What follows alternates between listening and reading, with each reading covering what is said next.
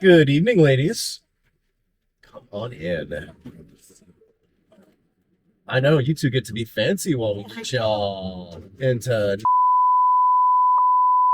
We're gonna drop me off, and then she's gonna ride on her friend's house. fun times.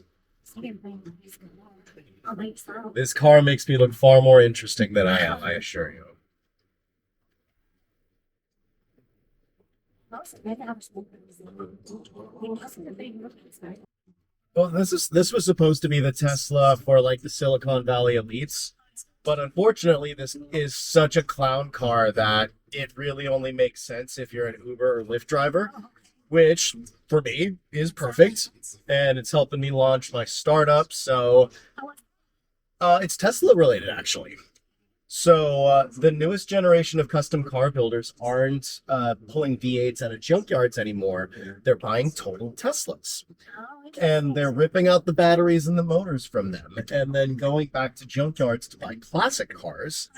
They're ripping out the gas motors from them, and they're making custom electric cars. Yeah, there's a school in Phoenix that's going to teach me how to do all that without dying while I wire it up because the batteries are a bit sappy. So, like, are you talking about like you're gonna take low cars and put electric, make them electric? Yeah, so like I'll give you a perfect example, which is my own personal heirloom. So I have a 2008 Hummer H3 that I love oh so dearly. It is my orange douchebag mobile. It is what reminds me to not take life so seriously that I can't laugh at myself. But it's got two big issues. The first one is it's got 175,000 miles on it, and a majority of those miles put on by someone with a questionable reputation of maintaining a vehicle. But even if I put those misdeeds to the side, on its best day, it only gets 16 miles to the gallon. Yeah, and if we're going to live in a fantasy world where gas is only $4 a gallon, that means that every mile I drive it, I'm dropping over a quarter in just fuel costs. And there's only so much sentimental attachments can go when you're dealing with that kind of math. And so this Tesla itself, since it's the dual motored one, it's got 200 more horsepower than my Hummer. It's got the same range as my Hummer, but for the same price of one tank of fuel for my Hummer at $4 a gallon, I can basically recharge this fully overnight 7 times. So running my Hummer for a day is the same as running this Tesla for a week. And so, since it's not difficult to find total Teslas thanks to Elon's unique deployment of autopilot, Yeah. it's literally the next generation of hot rodding. This is what men have been doing for over 100 years, buying salvaged high performance parts from junkyards to see how fast we can go for cheap. Yep. So, That's fascinating. yep. My Eh, my brother, my dad are huge car people, nice. and my brother raced down at what's the track? Woodburn. Oh, fun. Yeah, so he has a '68 Dodge Dart. Ooh. Yep. Yes. Yep. Before that, he had a '72. Ooh. Yup. Her. Yep. He has a heavy motor. So he's a big car guy, but Mhm. the Dart, since he became a dad, has and gas prices Oh, yeah. has sat in the garage more. He's actually driven it right for the last 10 years. And that's honestly like the biggest reason why I'm getting into that. Cause so I'm in my 40s, and when I was growing up, I loved like the Saturday morning car shows on Spike TV and like Overhauled and things like that. And I always wonder, like, man, you've got all these cool cars. Why are they stuck in garages and barns and under car covers and things like that? And then as I got older, I realized, oh, they didn't become less cool. They just got wives, children, and responsibilities. My brother, I love, he didn't train at Baldwin because he has a Durango. Uh-huh. So he's like, I'm not driving the baby. Uh, But he But yeah, I know that like him and my dad, that's all they did. I mean, he had his done and restored when he was 13. Yeah, So he's been into it. My dad's had multiple cars and stuff. so much fun. And I mean, like my mom always used to get so mad because there were like greasy handprint stains on her white kitchen walls. Yeah, but Like, you know, that was like what they did, and that's how they bonded. but it's also like I always say, if you find a man who knows what he loves when life is boring, that man ain't going outside his marriage. Exactly. Like, I mean, that's what they did. And that's a good hobby too, because although I wasn't as involved in it, and I did drive my brother's scooter for him before he got licensed. But I learned how to do everything basic on my car, which saved me so much money. Yeah. And also, if you're stuck on the side of the road, Yeah. you're also not, just sitting. There's not always gonna have Prince Charming coming up on his white horse. Look at you actually being strong and independent. I know, and like I actually learned that. My dad's like, I don't want my daughter, because I went to college in Iowa. Like, somewhere and not. You could die. Exactly. He's like, I don't want you stressed. Or No. Yeah, exactly. So yeah, it was really cool. So car, I mean, I think it's great. Yeah, and ironically, so I always say it. I tell single women, like, if you're looking for a loyal man, go to car meets, because like nothing else screams like tried and true. Like, every year there is an onslaught of people telling me to get rid of what I have for the new, and how it's so easy to just slide it into your garage. But instead, I want to give way too much time, money, and emotions to a 2002 Toyota Celica. Exactly. Well, no, but that means they keep things, they take care of them. Yeah. Keep those things. They're not just looking straight up every 4 years. Yeah. Which is kind of the way of the world right now. I mean, ironically, I feel like this is also like the last chance Americans have to own their vehicles, Oh, yeah. because like everyone's trying to put everything behind a paywall because we're in end stage capitalism. Yep. And so, but this is also like what I love most about this is like all of my social media marketing is just going to be me on Elon. And everyone's always got. My 13-year-old son would be so happy to hear that. Yeah, it's He's like the frigging, anti-racist. so like ironically because AI can't compete with a smart with a grudge. Yeah. And so one of the reasons why I'm learning like social media and video production and things like that is like eventually like the name of my shop is going to be Electrified Heirlooms. Oh, I like that. But because I'm so vengeful, I want to have like one of those billboards that has one of those like digital counters, because part of my business is going to be, tearing apart Teslas for their bits.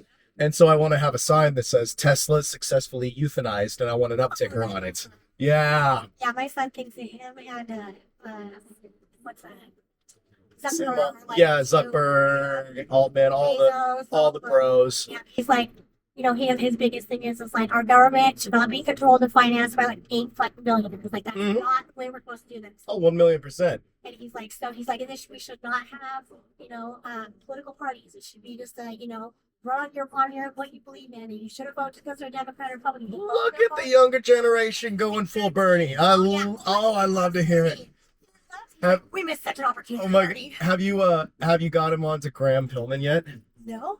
The Democrat that's running for the senator position in Maine is a 41-year-old former oyster farmer. Oh my God, he's lovely. Oh, you like the dude will absolutely make you want to run through a brick wall. Okay, I'm gonna have to. He's like, we missed such a good opportunity with Bernie. He got just like the raw deal.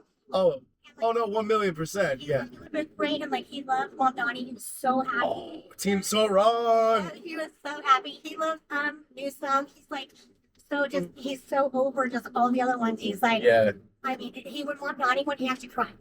He was so happy.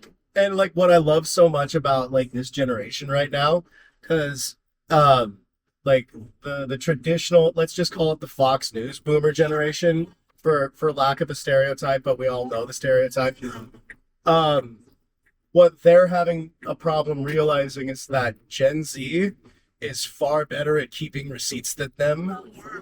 And now they're realizing, if they're actually trying to take away our vote, that means that it actually has power. Exactly. And while the Republicans have a massive MAGA problem, what the Democrats are having to deal with is the fact that taking any Israel PAC money, or basically having the scarlet letter of being establishment. Yeah.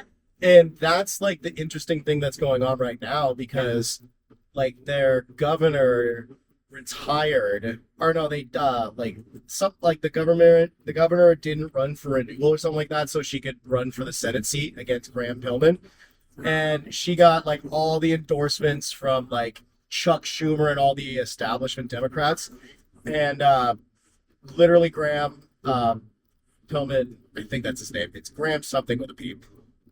He literally lapped her in the polls.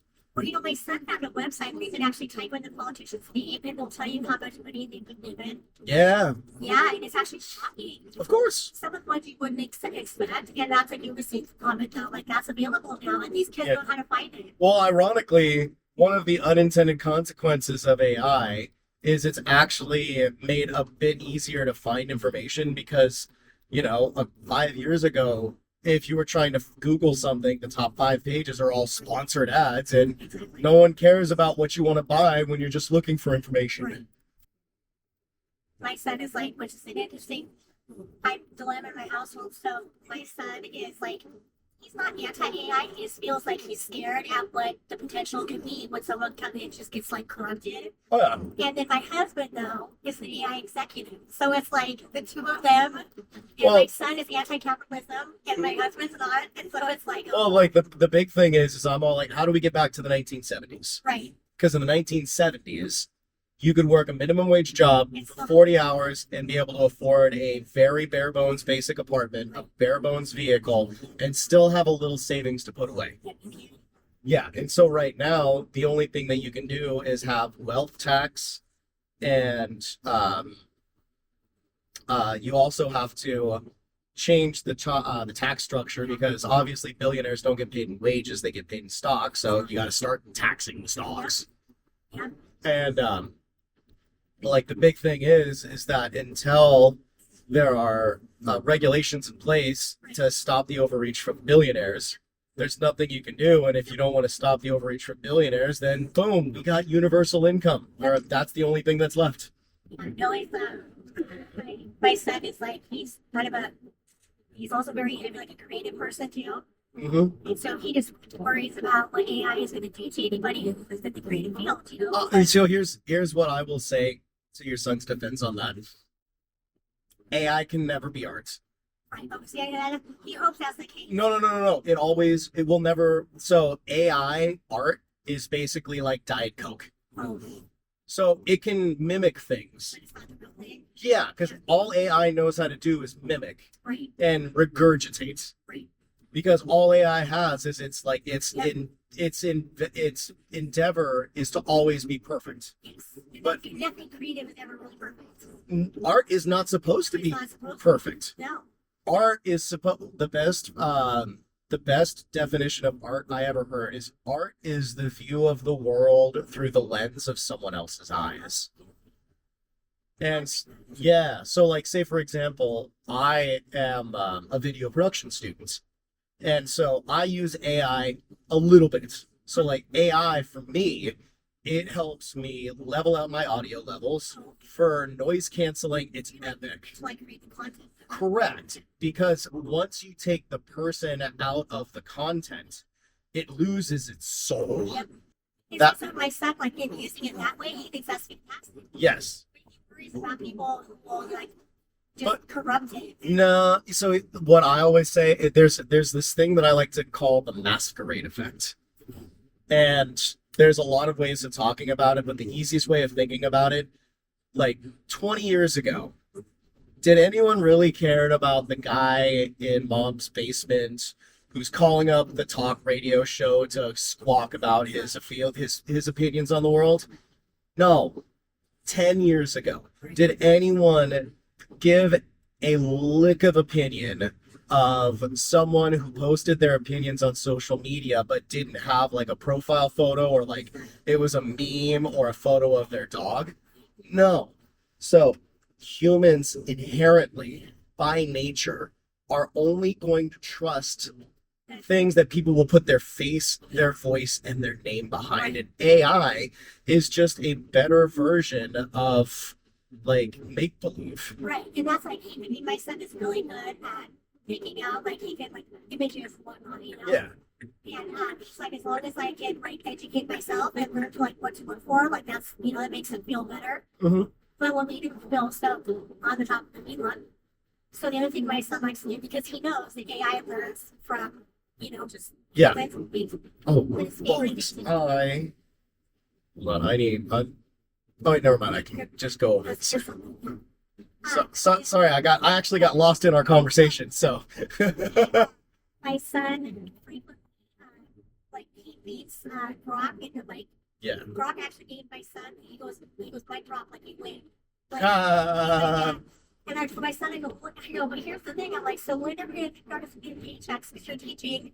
He's like, but Mom, that's the thing. Like, I'm educating Brock on everything that Elon stands against. Of course. And so he's not encouraging anything. He's just making him, like, basically beat into submission. Like, I can't do And anything else. the funny thing is the more that your son forces Grok to think, the more computational power that you are forcing Grok to expend, which rings up Elon's energy bill that he still hasn't learned how to profit off. Yep. And that's my son's like, hey, just one person. Oh, your son is you raised such a good son.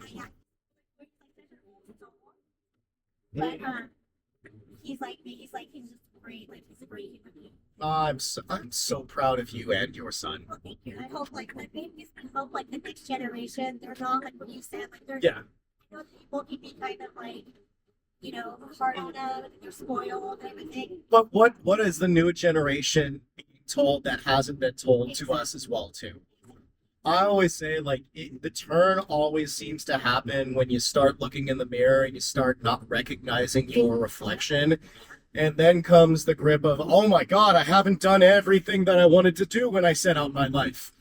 And then they'll look at people who are younger than them and you're wasting your opportunity. Exactly. It comes from our own feelings of not accomplishing or being who we wanted to be. Yeah. And I mean, I think I thought. Go. That was a bit of a move by me. I will attest to that. I'm not too worried about the next generation. I think they're. Yeah. And what I love. You're not? No. Yes, you are. Well, my son has. Do you think I didn't have some window lickers in my generation as well?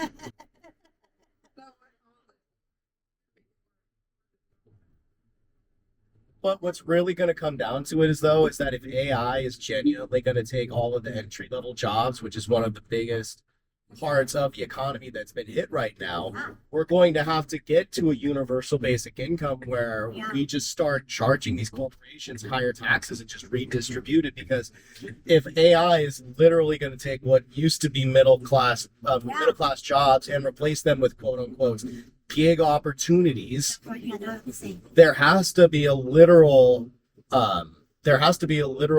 universal basic income. Otherwise we'll get to a position where 10 people own 40% of all of the capital and everybody else is struggling. So I mean, I think there should always be almost everybody I know, they all work. We start out a minimum wage job that should be available. It's just taking that away, but yet there were the people at the top never struggled. Of course, and it's also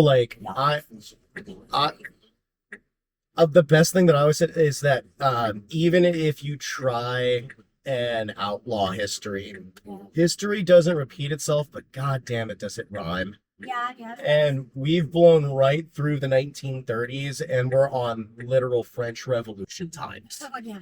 Literally, data centers and warehouses are on fire and executives are being shot cold dead in the streets, and society does not empathize with them.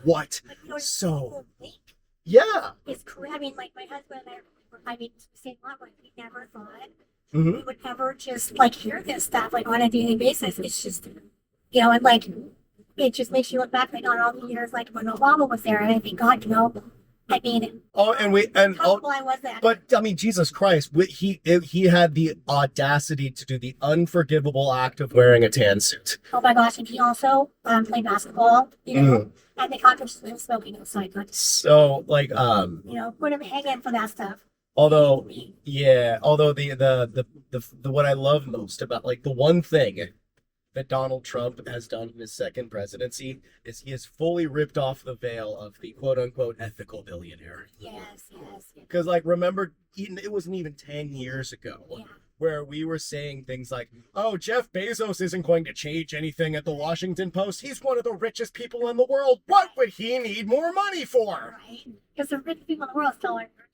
Or they're not, like, literally right now, Sam Altman, Elon Musk, Jeff Bezos, and Mark Zuckerberg will openly and honestly tell you to your face that they don't have enough market share. It's crazy. Mm-hmm. I mean, that kind of money is just unbelievable. Oh, the other person my son hates is Teal Pikachu. Oh, you're such a good son. He is so concerned about him. He's like, Mom, he's like, you don't even understand. Oh, yeah. He's like, they're gonna, because my son is anti, like, all that sort of, like, I don't want my information out there. I'm not ever clicking on anything. Like, he runs all his stuff on his personal devices. He probably has like a Linux computer at this point. Oh, yeah, he does. Damn it, I'm good. Barely uses his cell phone. Like, I mean, Yeah. he's like the only 13-year-old on the planet who, like, never charges it. Oh, that's hilarious. Because he's like, Mom, you don't even understand. Oh yeah, but that's the thing. Like, Being aware of it is so important. Yeah. Because even my husband, he clicked on some dumb, like, link in an email, and I'm like, really? I'm like, this is your job. You've been doing this for decades, and you fell for it? Like, come on. oh yeah. I'm like, where do you bake that place? But I mean, you look at the Epstein files, and you find out everybody. Like, the one thing you learn is how easily everyone can be compromised. Oh my God, everybody, like, there was some, like, themes there. I was like, wow, that's disappointing on a level that I never would have imagined. It's kind of like what is it? Like when you're an Uber and Lyft driver, especially when you drive in the evenings, a lot of times you'll do like life advice, marriage advice, dating advice. God, I was so bad all that. But that's also like really one of the joys of my job, ironically, because I'm a former nightclub bartender. Oh, he's getting like that kind of. But I was a bartender before Facebook and Uber existed. Wow. Yeah, that just to show you how ancient that makes me sound. But it's also like I was a bartender back in the ancient times where if people wanted social stimulation, they had to go to their local watering holes because the local bartender was the social straw that stirred the drink. And now everyone has these magical things. And so, like, I feel like I have this like antiquated skill. Like I am like being a master cassette deck repairer. Like it's this bygone skill from a bygone time. But Seriously, I guess. Yeah. Human advice, human experience.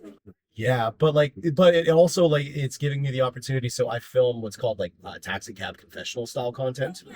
Because like the taxi cab confessionals effect is always an effect because, once you leave my car, we'll probably never see each other for the rest of our lives.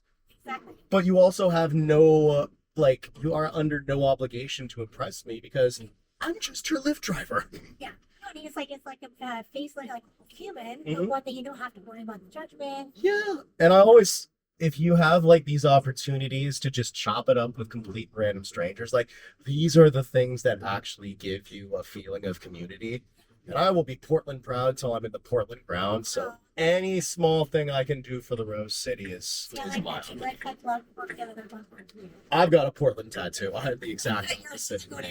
No, I mean my custom car shop will be Portland based. I love Portland too much to abandon it. So the grass. Anywhere up here from me is good. But the last. I always say the grass is greenest where you water it, not on the other side. Exactly. Well, you have a beautiful rest of your day. All right. Good. Yeah. Okay. Let me know when you get over there. Okay. All right. Love Be you. good. Love you. Be good. Have fun. Thank you so much. Toodles. All right.